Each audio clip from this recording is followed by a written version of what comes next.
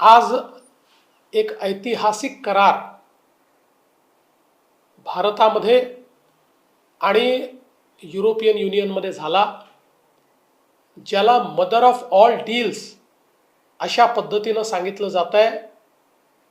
या एका करारामुळे जगाच्या 30% लोकसंख्येचं मार्केट, जे जगामध्ये 25% GDP कॉन्ट्रीब्यूट करतं, अशा प्रकारचं मार्केट भारतीयांकरता ओपन झालेलं आहे। या माध्यमातनं मोठ्या प्रमाणात भारताला एक्सपोर्टच्या संधी मिळालेल्या आहेत।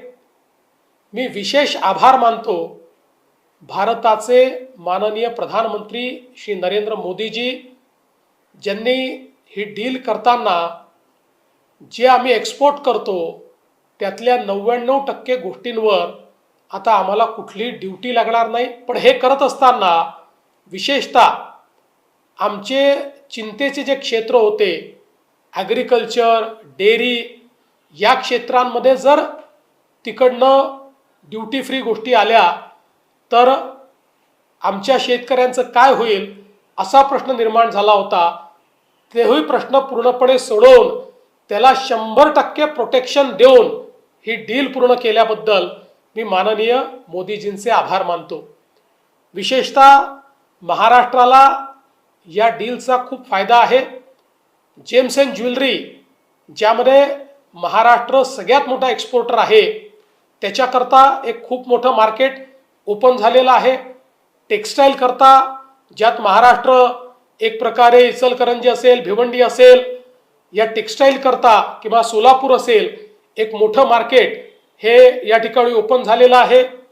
इंजिनिअरिंग गुड्स, ज्यामध्ये महाराष्ट्र एक लीडर आहे, त्यालाही एक्सपोर्ट करता एक मोठं मार्केट ओपन झालेलं आहे।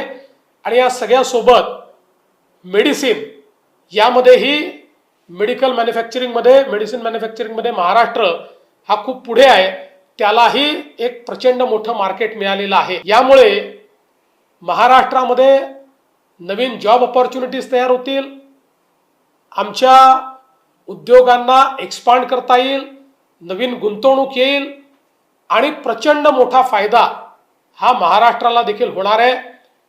एक प्रकारे जगातली दुसरी आणि जगातली चौथी अशा 2 या अर्थव्यवस्था एकत्रित आल्यामुळे भारताचा तिसऱ्या अर्थव्यवस्थेकडे जाण्याचा मार्ग देखील मोकळा झालेला आहे।